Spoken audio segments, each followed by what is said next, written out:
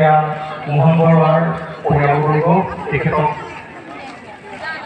আমি এখনি গামোচা আৰু এটি স্মাৰকেৰে আদৰণি জনাইছোঁ। আমাৰ মাজত হয়তো উপস্থিত আছে এই মানুহৰ গগৈ জলপানৰ দ্বিতীয় স্থানৰ এফালে উঠা লওঁ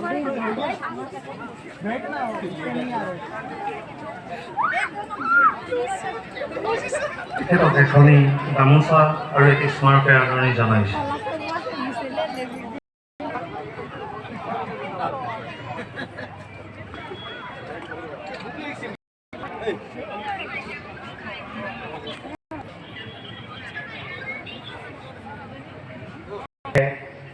আমি তাতে এখনি গামোচাৰে আদৰণি জনাবলৈ বাৰ্ষিক মুখপত্ৰ ৰঙালী উন্মোচন কৰিবলৈ আগবাঢ়িছোঁ। সম্পাদক ত্ৰিদীপ বৰা কৰিবলৈ কোৱা হ'ল। আজিৰ সুবক্তা তথা দিগন্ত বিশ্ব শৰ্মাদেৱক ৰঙালী সম্পৰ্ক আপোনালোকে আমাক ইয়াত আপোনালোকৰ এই ৰঙালী উন্মোচন কৰিবলৈ নিমন্ত্ৰিত কৰিছে। সেই বিষয়ে মই কম, কিন্তু তাৰ আগতে মই দুই তিনিটা কথা আপোনালোকৰ ওচৰত ক'বলৈ বিচাৰিছোঁ। আপোনালোকে অসমীয়া জনজীৱনৰ সৰ্ববৃহৎ উৎসৱ বহাগ বিহু উদযাপন কৰিছে। মই অলপ দুই চাৰি আখৰ ইয়াৰ সৈতে জড়িত জাতিটোৰ কথাও আপোনালোকক এই সুযোগতে ক'ম, কাৰণ এইখনেই মঞ্চ যেতিয়া আমি জাতিটোৰ কথা পতাৰ সময়, এয়াই আমাৰ সময় যাতে আমি জাতিটোৰ অতীত বৰ্তমান আৰু ভৱিষ্যতৰ বিষয়ে কথা পাতিব পাৰোঁ। ইয়াত আপোনালোকে যিখন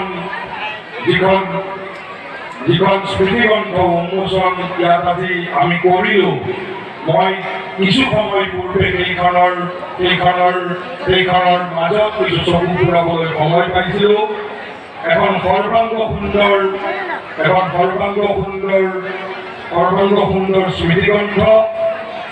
ইয়াত বিভিন্ন ধৰণৰ আমাৰ অসমীয়া জনজীৱন বিহুৰ সাহিত্য স্মৃতিগ্ৰন্থ সাহিত্য, আৰু আমি সাহিত্যক আমি তিনি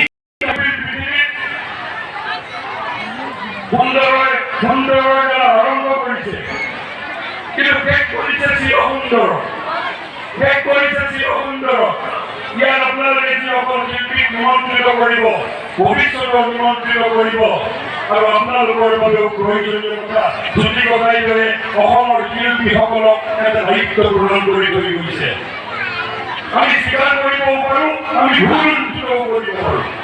জ্যোতি গগৈদেৱে কৈছে, শিল্পীৰ পৃথিৱীৰ শেষৰ ফালে কৈছে, শ্ৰীমন্ত শংকৰে দিয়া বিশ্ব সংস্কৃতিৰ ৰূপান্তৰৰ শিল্পী হ'ল। অৰ্থাৎ অসমীয়া শিল্পী কৈছে, you have to be an agent of transformation, ৰূপান্তৰৰ শিল্পী। কিহৰ ৰূপান্তৰৰ শিল্পী? শ্ৰীমন্ত শংকৰে দিয়া বিশ্ব সংস্কৃতিৰ ৰূপান্তৰৰ শিল্পী হ'ল আজি অসমীয়া শিল্পী, বিশ্ব শিল্পী হ'ল জনতাৰ গোলাপ জড়িত। আৰু ৰেডি টু বি বিশ্ব শিল্পী? আমি বিশ্বশিল্পী হবৰ বাবে আমি প্ৰস্তুত হয় নে নহয়, নে আমি চিৰজীৱনৰ বাবে নামৰ ভেকুলী হৈ থাকিম? কিন্তু জ্যোতি গগৈদেৱে আমাক কৈ গৈছে যে শ্ৰীমন্ত শংকৰে দিয়া বিশ্ব সংস্কৃতিৰ ৰূপান্তৰৰ শিল্পী হ'ল আজি অসমীয়া শিল্পী, বিশ্ব শিল্পী হ'ল জনতাৰ গোলাপ জড়িত। কেৱল ইয়াৰ সিদ্ধান্ত হোৱা নাই জ্যোতি গগৈদেৱে। তাৰপিছত কৈছে, তাহানি ভগীৰথৰ তপস্যা, ভগীৰথে কি তপস্যা কৰিছিল? গংগা সৰোবৰ মন্দিৰ পৃথিৱীৰ